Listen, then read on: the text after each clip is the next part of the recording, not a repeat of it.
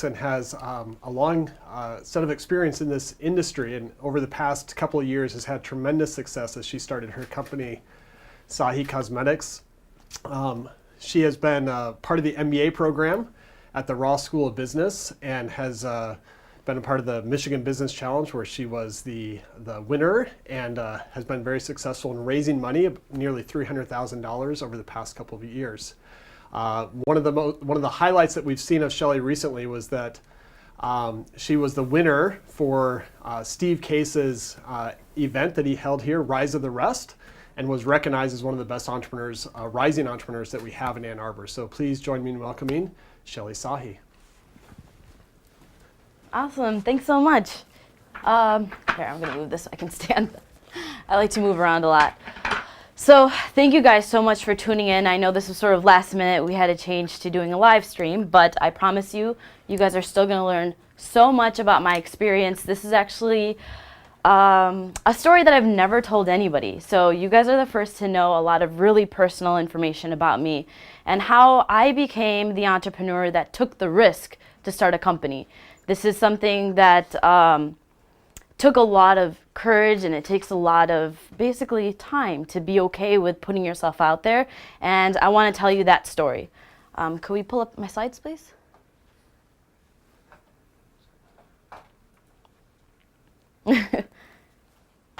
Okay, can they see my slides as well? Awesome. So this is essentially the story of the imperfect girl. That's me. And it all starts off with my upbringing. Growing up, my parents were very strict Indian parents. They both moved here as teenagers, so even though they listened to Prince and Madonna, like I swear I saw those CDs, and it's crazy to even see my parents in that light. But they also wanted to instill the Indian culture in me, and a lot of the values that they had growing up, they wanted to make sure that I followed them as well. They had this little game called Bad Cop, Bad Cop, where no one ever took my side, right? If I ever got a 92, and 92 was never good enough. It was always what happened to the other 8%, right? The one person who always took my side was my grandma when she lived with us, and it was like an intermittent, like couple of years here and there. My grandma was the coolest person I had ever met, and that's because she was just very spunky, she was clever, she was amazing, you know, and even when she was sick with Guillain-Barré syndrome, she made sure that she looked the best no matter what. And she's the one who taught me fashion and style. So Guillain-Barré syndrome is where your neurons fire and the other one doesn't read it properly. So the signal gets lost in translation. So essentially she couldn't move her arms and her legs. And she was like this for a couple of years. And during that time, I was the one taking care of her. She would make sure somehow that the nurse had a new nail polish waiting for me every Sunday when I got there. So we would paint our nails together. That was our thing. And then I would go home with another nail polish. And my collection was like, you know, unbelievably large because she kept doing this. But it was our way of bonding with one another. And before my grandma passed away, she told me that she wants to see me help people like her. She wanted to see me help people that were sick. And so that was my goal, basically. Is this a clicker, by the way? Thank you, sorry. So that was my goal, was to become a doctor. After she passed away, after my sweet 16, she didn't get to see me go to the University of Michigan, which was my dream. She knew that too, and I was so sad that she wasn't around to watch that happen. But I wanted to keep her spirit alive by doing what she wanted me to do. So it all starts at Bates 2, North Campus. What? The top picture is of me and my roommates chilling in Bates 2, and I was having the time of my life, right? I got into U of M, my favorite school. I'm going to double major in bio and philosophy, and I'm just so gung-ho about being a doctor. And I'm taking anthropology and gen chem, and they're like really easy classes, right? So it was really easy for me to be like, yeah, I'm gonna do this. I even dressed up as a sexy scientist for Halloween. It was next level, really. But then I started taking the harder classes like genetics and biochem, and I realized I don't really have a whole lot of passion for what I'm learning. And I looked around myself and I saw that all my friends are also Indian girls that all have the same dream, and I'm starting to wonder, is this my dream or is this something that I'm supposed to be doing because that's what society told me? That's what my parents told me. That's what my grandma told me to do. And I started going through this existential crisis.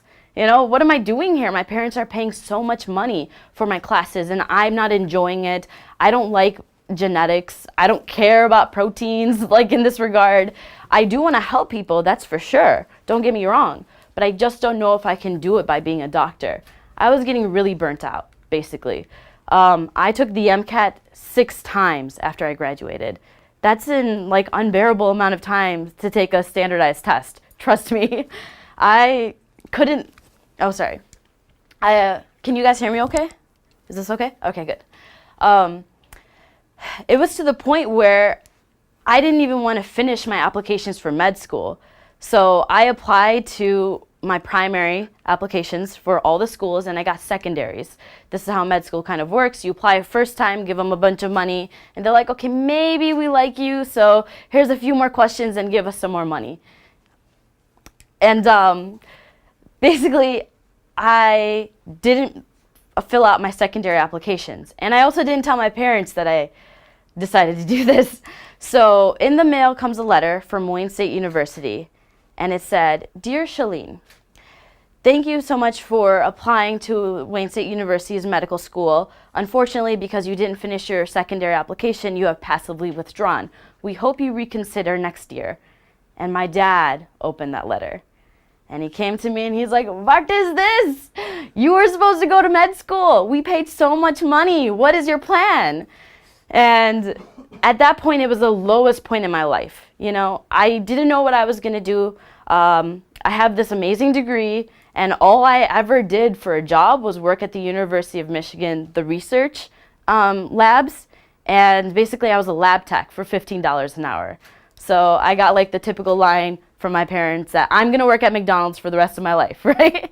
So it was a super low point. I thought I was an epic failure. My parents even knew I was really depressed and I didn't know what I was going to do. They even bought me this amazing dog because they just wanted me to like pick my life back up and figure my stuff out.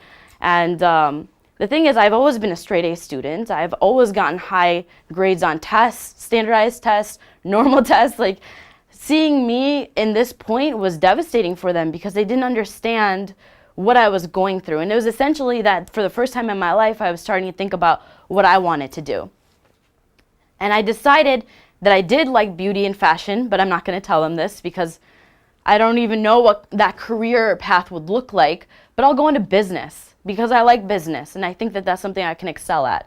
So I started applying to lab jobs, research jobs that were in the private sector. And by chance, whatever skill set that I got from the U of M labs, working on SCM and microscopy work, they needed me to do that on aluminum spot welds at Ford Motor Company. So I started at the Research and Innovation Center at Ford. And that was basically bottom of the totem pole job. I worked as like a lab technician, essentially. They called me a research engineer, but it was bottom totem pole, okay? And I worked my way up. I worked on some pretty big projects like the F-150. In 2014, they made the truck bed out of aluminum, and that's actually a picture of me and my team. And I went to the business office after a few years, and I met with the manager there, and I said, "Listen, I had no engineering experience, and yet look at everything that I learned. I proved myself that I'm a fast learner. Give me a shot here at the business office. I promise you I'll be the best analyst you have." He's like, "Okay, I'll give you 6 months. You're going to work with the electrical director, and you need to learn every single electrical wiring in the car." And I was like, done. I knew that Ford had a library, so I went and I checked out every book about the electrical system in a vehicle, and I would read it at home. I would not sleep for a whole month. I learned everything about the cars. I met up with all the engineers at Ford, all the managers took meetings with me, which was amazing, and they taught me everything I needed to know about chassis wiring, powertrain wiring, everything. Switches, buttons, electrical seats. I could go on about this forever, but basically, I proved myself in 1 month when my manager only gave me 6 months. And I did that because I wanted to prove to them that their decision was right in giving me a chance. And then my life was good. I was in a business office. My salary kept jumping higher and higher and higher. I was really loving it there. I was living at home, so I had no expenses. So I started wasting my money on really crazy stuff like Chanel jewelry and red bottom heels. You know, I had bloody shoes before.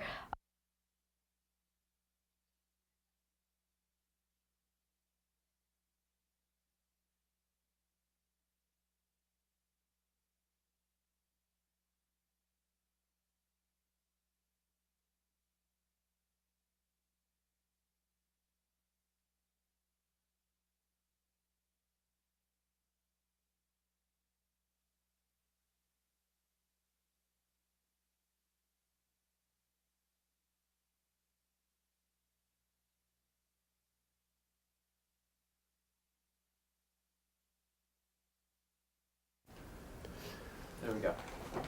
Is that okay? Can you guys hear me okay? All right, I'm going to put this in my pocket. So, okay, let me just rewind.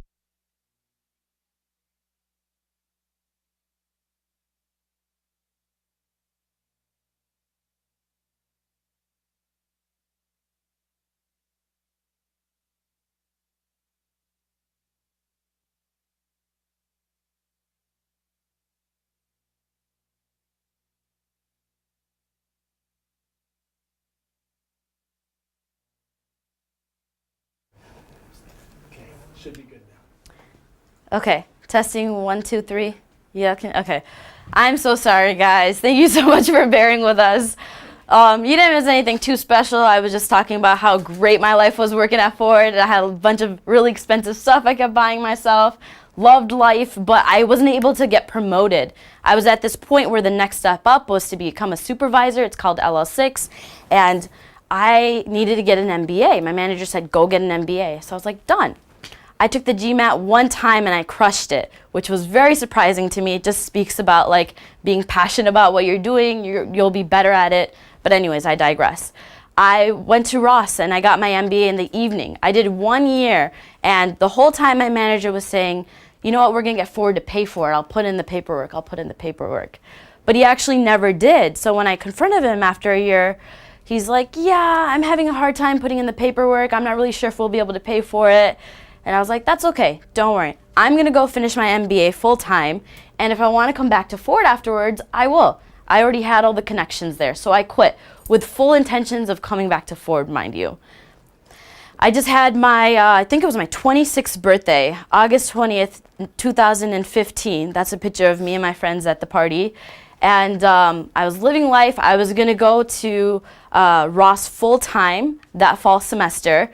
And bam, something hit me that completely changed my life. What happened, what I didn't tell you, was 4 years before this picture, I found out that I had a benign tumor on my brain, on my pituitary gland, which is the gland that regulates all your hormones. We kept up with it and we tried to see if it's doing anything, and it was growing really slowly, so it wasn't cancerous. It wasn't affecting my hormones in any way. So the risk to actually do surgery was more than just what it was doing to me. So for 4 years, we decided to keep it there and follow up on it. And I had been following up on it so often that every 3 months I would go get an MRI. So this was just very routine for me, that after my birthday, 6 days later, I went and got met up with my neurosurgeon for the test results of my latest MRI.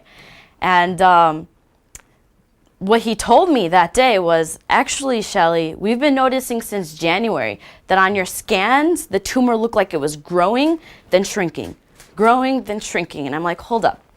I know I didn't become a doctor, but I was pre-med, and I know that tumors don't grow and shrink. And he's like, you're correct. What happened is your tumor is causing hemorrhaging, which is internal bleeding of the brain. And we have to remove it right away because it's so close to your optic nerve that you will permanently be blind if we don't do something right away, or worse, you could altogether die. So I went into emergency surgery right away. My dad was in India for business.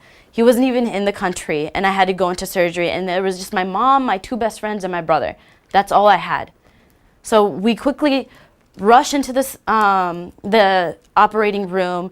They do the surgery on me. I didn't even get a chance to even think about what's happening. It wasn't enough time for me to process like, oh, I'm going through such a serious surgery, I might die. But my family, on the other hand, when I was in surgery for those 4 hours, that's what they were thinking the whole time. They were crying. They were so nervous that I wasn't going to come out, or I would come out and I'd be brain dead, or I'd come out and I'd be blind, or I would come out and my hormones wouldn't regulate properly. I'd never be able to have children. There were so many issues that could have happened. I'm happy to say after the surgery, nothing bad happened to me. And this is the miracle that I'm trying to explain. So much bad stuff could have happened to me before the surgery, and it could have happened to me after the surgery too. But it didn't. God gave me this chance to live. It was like my second chance. And from this point on, my perspective on everything changed.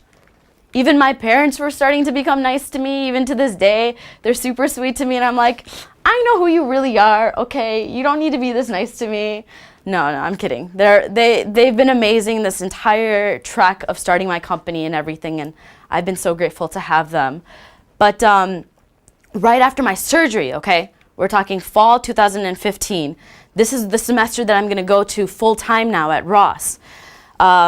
3 days after my surgery, I'm hyped up on drugs, right? And I tell my dad, listen, I really want to go to class because I've had this change in mindset, okay? I'm going to live every single day to the fullest now. And he's like, Shelly, you're drugged. You're not going to remember a single thing in your operations class. I'm not taking you. I'm like, no, Dad, I got to go. So he drove me to class, and he sat in the Ross parking lot for the full 2 hours while I was there.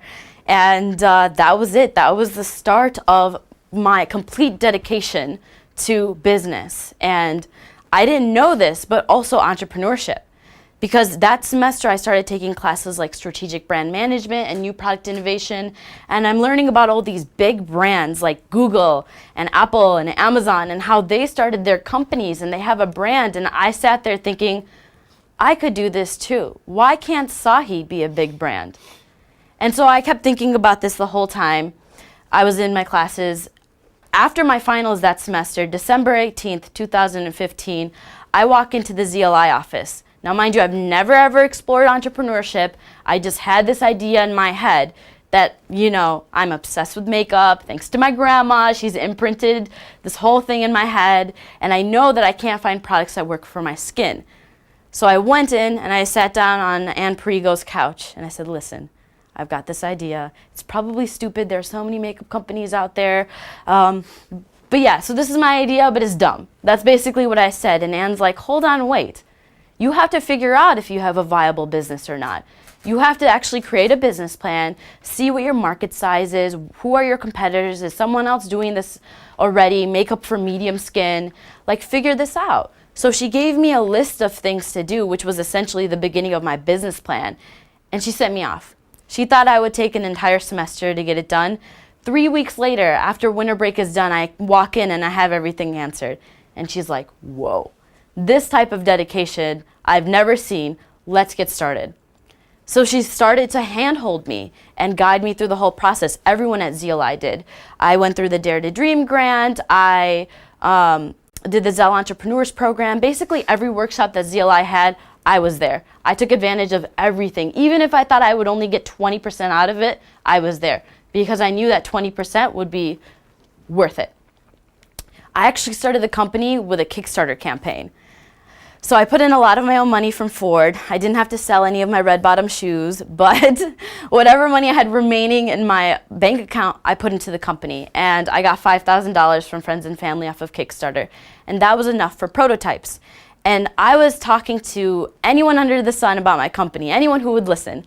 So here I am sitting in the sauna at the gym with my best friend. And I'm stressing out about my prototypes not being delivered on time. And some guy sitting in the sauna is like, oh, hey, you have a makeup company? Perfect, my wife's an influencer. You should give her free product. And I'm like, yeah, sir. Everyone with 200 followers on Instagram thinks they're an influencer. Like, sure. And he's like, no, really, my wife has 50,000 followers on YouTube. You should meet her. She's Colombian. She has no friends. And I'm like, oh, okay. So I actually met up with her, and she was the sweetest woman in the world. Her name's Maria Durkic.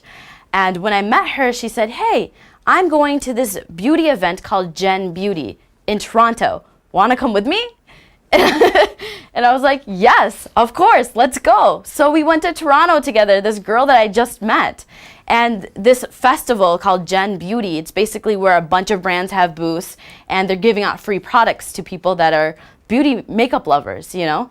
And I'm over there with swatches of my prototypes on my arms. I've got marks and really crappy business cards. And I'm walking around to anyone that will listen. I'm giving them my business card and showing them my products and telling them my website will be up in 2 months, right? And a lot of the women were really excited about it. And some Italian dude from the corner of my eye was watching me the whole time. And I'm like, okay, I'm gonna get in trouble because other brands have been paying for booths here and I didn't pay for a booth. I'm just walking around with swatches on my arms like a crazy person. But he walked up to me and he's like, tell me about your brand. So I did the whole spiel to him and he's like, okay, well, I'm Marcelo, the CEO of Ipsy, the subscription box service that's running this event. I would like to order your products and put it into my box. And I was like, stop! I can't even believe I'm talking to somebody so important and so rich and so cool right now, and you want my products? I'm like a nobody. And from there on, he handheld me. Honestly, like he vetted out my suppliers, actually introduced me to a second supplier, helped me create more products. And this month, actually, we were featured in an Ipsy box. And we're going to be featured in another one in June, which is amazing. Like, that's exactly the brand recognition that I needed to kickstart this company. My point is, you have to take risks. Yes, I felt silly walking around with swatches on my arms at this event that I didn't belong in, and I looked so informal when other brands had like thousands of dollars put into their booths. But I did it because it helped in some way. So you have to put yourself out there and take risks. That's exactly what I did when I went through MBC, and I put myself out there, you know, and I told my story, and I eventually ended up winning money. But what I want to stress to you is like this calculated risk that I took. You see, after I finished my MBA, I was trying to figure out, like, should I recruit or should I do my company full-time? And I went with a full-time route because I got into an accelerator program, because that came with money and that came with space and resources and mentors. So it was a calculated risk that I took. I gave myself enough padding to ensure success. After that, I won basically the Zell Founders Fund invested another $100,000 into my business. I also won the Rise of the Rest competition, which was another $100,000.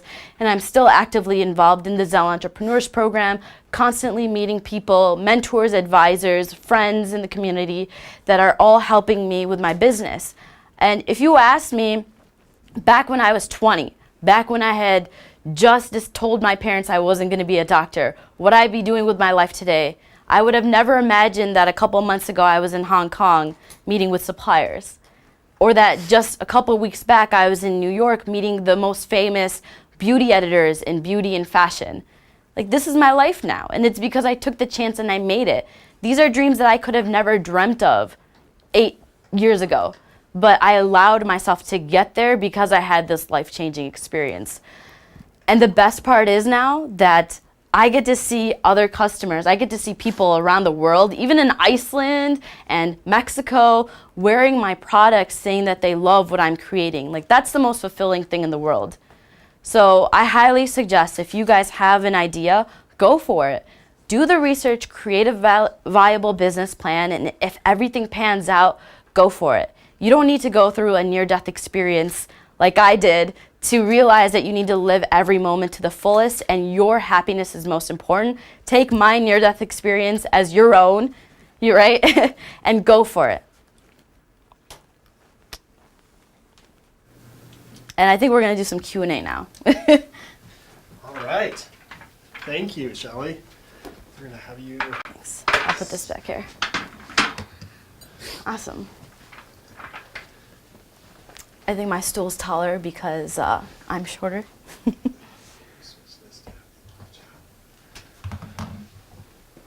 then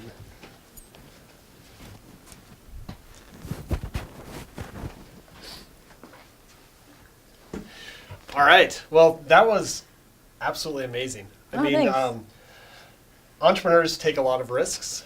Successful entrepreneurs tend to take risks, and they do so with courage. And I think you clearly exemplify that in a way that we rarely see. So it's absolutely amazing. you know, as you talked about through your story, you talked about some of the down times, some of the up times, but has there been a time where you really felt like all that work and now I got it? Like I am going to be successful, like, Yeah. you know, at a point where you just were convinced that you could do it now? Yeah, definitely. When I landed my first Marie Claire article, that was the coolest thing because they are like the voice of beauty, right? When you have an authority come by and say, not only is a medium skin toned segment completely ignored, but Sahi Cosmetics is redefining what it means to be medium. That was amazing. You know, it's like those, you work so hard, but when you see things like either an authority figure in your industry tell you you're doing a good job, or when your customers are really happy, that keeps you motivated, and you have to remember that when things are not going right. You really have to. So what things are you doing to keep connected with your customers? I mean, you shared, you know, you love seeing them, but are there things that you've been able to incorporate into your business that allow you to connect with them? Yeah, I think me personally sharing a lot of my life and my struggle has been great for my customers. When I was in Hong Kong vetting out suppliers, the whole time I was showing that on Instagram stories, right? And I was telling them everything that I was learning. Yeah, maybe my competitors could have been watching that, but it's more valuable for my customers to understand that and connect with the company in that regard. So I've put a more personal touch to the company than most cosmetic brands do, and I think that really resonates with the customers. So you mentioned your competitors. In some ways, though, you're also trying to compete in a space that maybe, like you said, you're able to redefine it. Yeah. You know, how do you view kind of competitors in this space? You know, you're relatively new in this industry, and the cosmetic industry on the whole is known to be very much dominated by huge brands with billion-dollar marketing budgets, and yet here you are trying to find a chink in that armor. So how are you approaching that in you know, as new entry with these huge competitors in a pretty established industry? So basically, we've been seeing a lot of beauty brands enter this space, and it's predominantly because social media has allowed them to tap into their customers more easily than before. So before, maybe like in the 90s, you would have to pay for a TV space, you would have to pay for a more traditional marketing space, and it costed a lot more money. Hair now, it's a lot easier for the new guys, the little guys, to reach customers because it's cheaper. Your cost per click is only a couple of cents. So knowing that other brands have been able to do this, we can hear that.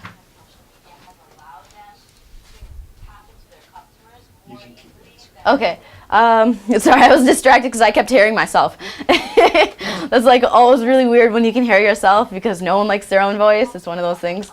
I don't even know what I was saying. Oh yeah, okay, so it's repeating what I'm saying, so now I know what I'm saying. Yeah, actually a lot of the bigger brands now are acquiring the smaller companies because L'Oreal isn't investing in R&D anymore the way that they used to. So that means that they're going to acquire these smaller brands that target niche companies a lot better. And I know that it's not just in my industry. P&G, they're doing that. A lot of the biomed companies are doing that. Acquisition is like a fair way to get to make your business successful, is by getting acquired by some of the bigger guys.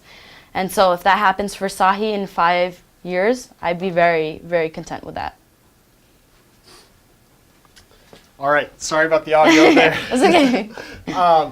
So one thing we want to mention to the audience is that they are certainly welcome to ask some questions. Oh yeah. And some of them are on the chat already. And so one of the questions that Zachary asks is, what kind of effect what kind of effect did your mentors and peers have on your risk? In other words, it sounds like he's asking, how did your mentors and peers affect you in being able to take risks? Did you have a network that was able to help you and support you? Yeah. Were they skeptical? Were they naysayers? Were they supporters? Yeah, so it depends company to company. I'll tell you the truth, because there are some people that just don't understand what you're trying to do, and also maybe you don't have a viable business plan. Like, that's also a reason why your mentors might not actually agree with what you're planning on doing. It's about making sure your business model is sound, and that's what investors look at, and your mentors want you to see you succeed, essentially, right? So they're going to point out the flaws that you have. What I did was I actually listened to all my mentors. And when they said something like, Shelly, I don't know if your influencer strategy is working for you. They're micro influencers. Is it really showing you an ROI? And I was like, well, no. So I'll hold off on it. Like a lot of things I took from my mentors and advisors, and I listened to them, honestly. But I'll be honest with you, a lot of investors, they want to see that you have mentors in your industry. So I was very lucky to be a part of the Michigan network. Wolverines help each other out a lot. So that's one thing we have going for us. I can reach out to any alum and send them an email and be like, hi, I'm starting up my cosmetic company. Will you talk to me for 30 minutes? And the answer has always been yes. I talked to somebody that worked at Louis Vuitton. When I was working at Kohl's, I found a bunch of people. Oh yeah, I forgot to tell you, I did an internship at Kohl's Corporate in between when I was trying to decide whether or not I should go to my company full time. But that's a whole nother story. Did it help you? Did it sway you one way? Oh yeah, oh yeah. Things move pretty slowly in Kohl's. I mean, I had a great time over there, but I was way too passionate about my business, and that's actually what I was doing at Kohl's. Any chance I would get, I would run to like the copy editor at Kohl's or go to the photo studio, and I'd be like, okay, like this is what I'm doing with my company. Like, let me know. What do you think I should do? And a lot of those people were either like past Wolverines or something, so they would actually help me. They would take time out of their day to teach me from their experiences, and I learned a lot from them. So there's a lot to be said about like your mentors, listening to them, even if they're questioning what you're doing. Listen to it and take whatever you can out of it. And if there is a point where you need to change your business model, consider it. Excellent. Yeah. And it looks like Isha also asked a question, and you know what? For this one, I'll let you actually read it out loud. Sure, yeah. Has your Indian background upbringing shaped your path as an entrepreneur? Also, #represent, I'm also a brown girl. Oh, I love this. Isha, I think we're connected on LinkedIn. I totally remember you, or I met you in person. One or the other, but I totally remember you. Yeah, definitely my Indian background has shaped my path as an entrepreneur. Like I told you guys, my parents wanted me to be in touch with my culture. So growing up, I was always a part of Indian dance teams, but I was always the captain of these teams, right? Like I always had to take leadership positions, and it always forced me to go outside of my comfort zone and do more and do more and do more. And I think that that's something that a lot of Indian parents instill in you. And also I think dancing is a very creative thing, and so is makeup. And so it kind of got me in touch with the creative side of everything. When my schooling, my background was all very traditional, hard sciences, very analytical and stuff like that. So I think in that regard it did help. It also impeded my ability to be an entrepreneur too, because it's not really expected. It's not a good career for a woman, right? I've heard that many times from like my aunts and uncles, find a good job for a woman so you can raise your children, right? And I don't necessarily agree with that. I think I can be an entrepreneur, I can be a boss and a CEO, and I can still have a family. I don't think it's going to stop me in any way.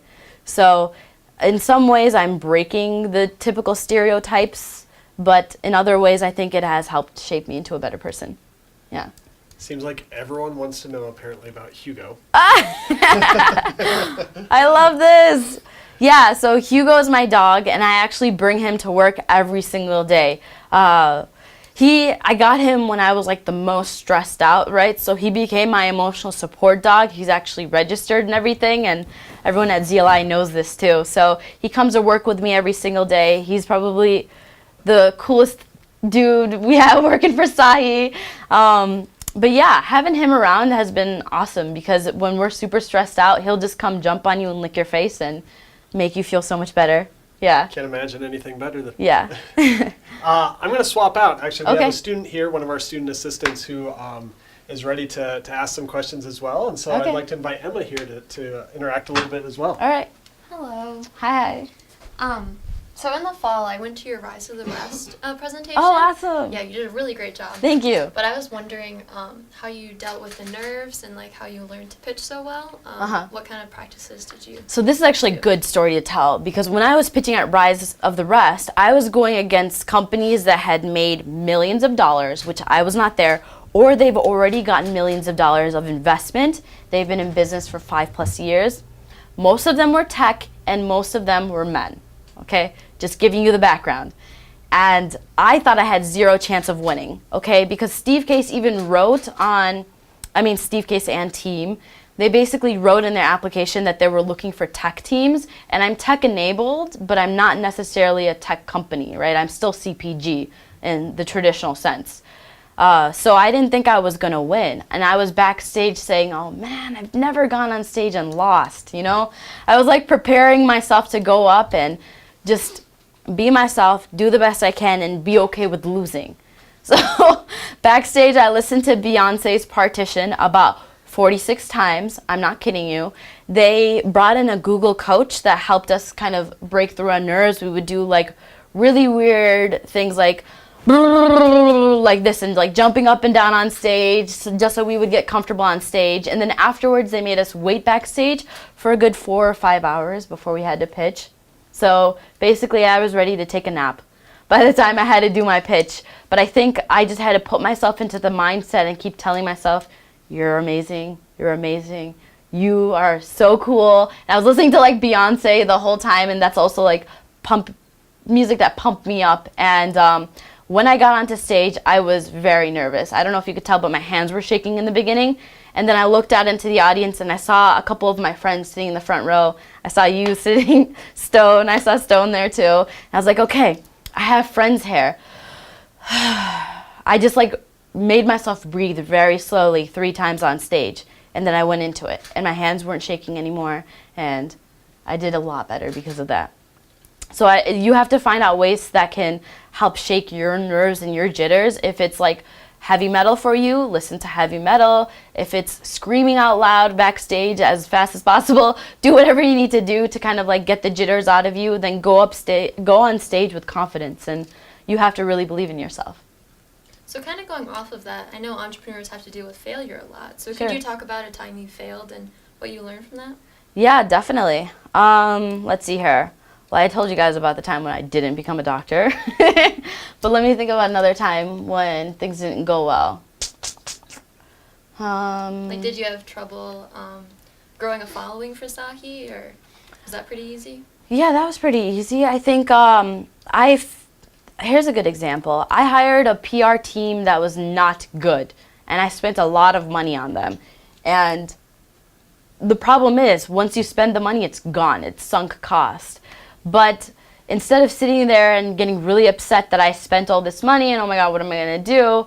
I'm like, all right, we're going to repurpose the rest of the money now that we have. Like, you have to think about going forward. I'll give you a good analogy. So actually, a couple weeks ago, I was in Israel for the Zell Entrepreneurs alumni retreat. So everyone who's a Zell entrepreneur, Sam Zell takes you out to Israel every single year, which is amazing. And this time we did this like entrepreneurial retreat. It was very spiritual and stuff. And I can go more into detail about what we did, but it was all about getting in touch with our vision and what's holding us back and stuff like that. But on the very last day, the instructor came and talked to me, and it was about something completely separate not about the company, but she was saying like, in life, we're all on this red line, right? And we're all walking along the red line. And sometimes we might lose track and get off the red line. We might walk to the left or to the right or even backwards. But the thing is, you don't need to go back to where you were and start all over again. You just hop back onto the red line where you are at right now.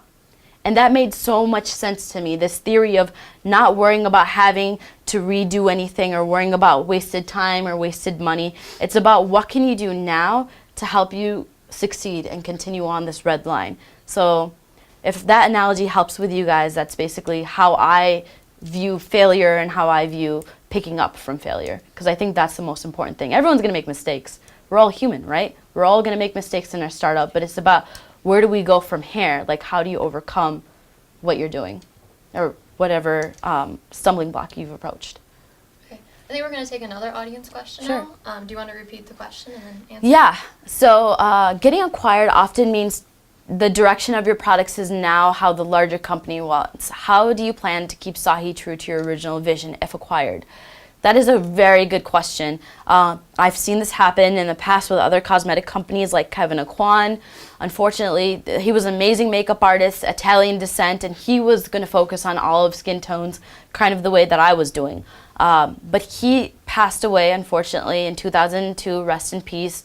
And Estee Lauder took over his company and made it cookie cutter what every other company is now. You know, they're not really focused on undertones the way that he wanted to do.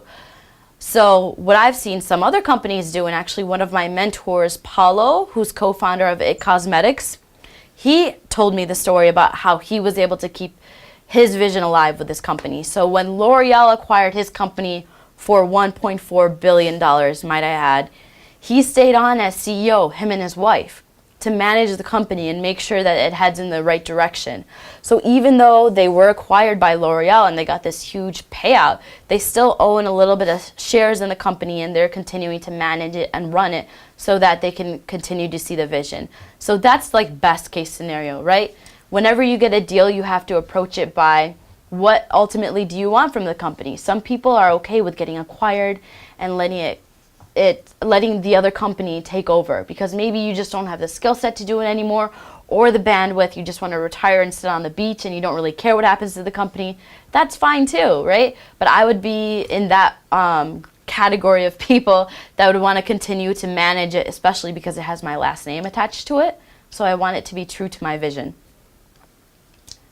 When you first started your company, how did you decide what products you were going to create, and how did you do the formulas, and do you have a patent for that, or what was that whole process like? Yeah, totally. So since I had a background in material science, I knew a little bit about what I wanted to do with my products. And this was the time when liquid lipsticks were just coming out, and I knew how to make a really good liquid lipstick that was completely waterproof. More so than Anastasia Beverly Hills, which was the leading brand at the time. So I was literally taking stir sticks from Starbucks and mashing up lipsticks and mashing up stuff on my kitchen counter and sending it off to 10 different factories. And I was trying to see who could mass produce it the way that I wanted it to be. But I own the IP. That's important. You know, there's a lot of companies that can white label products. This is where you just stick your label on, but you don't own the IP. I wanted to own the IP because that's something that's core to my business. So I highly suggest, when you're trying to figure out what is your product, what is your prototype, how are you going to create it, consider what is core to your business and keep that in-house. So if that means you need to bring on a tech founder, bring on a CTO and give them equity in the company. Investors will appreciate that. You'll get a better chance at succeeding in the future too if you do that. Do you want to answer another? Yeah, sure. Question? Is there any specific advice before requesting seed money or investment? That's a good question. Yeah, definitely. I think you should make sure your business plan is intact and go through it a couple of times with mentors and advisors. Go to the ZLI office or CFE and ask them to take a look and see if they can poke holes anywhere. What I noticed is investors will reciprocate and they'll take you seriously if you've taken yourself seriously. So if you've put together your financial statements and you're saying, okay, I'm going to make $1 million in 5 years. Well, how are you going to do that? What is the data that you've put behind it? So for me, I actually went and figured out how much does it cost to be on a shelf at Sephora. I figured out like how many stores will they put you in the beginning, right? Like obviously I'm not going to be in Sephora in the next few years, but maybe in 5 years I will. And I have the data. So you have to show investors that you're prepared, that you've thought out every single scenario, you have a good exit strategy, you hit all of the tick marks of the pitches, of like what a pitch is supposed to have. But like my little secret recipe is basically, you have to make sure that your business is scalable, you have to make sure that your business is profitable, and you have to make sure that you're credible.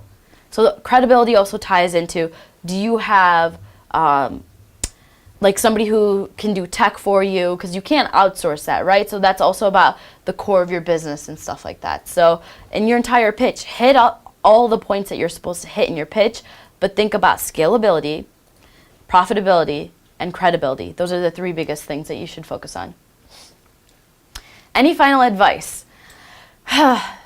Man, I just want to see more entrepreneurs in Midwest. That's what I want to see.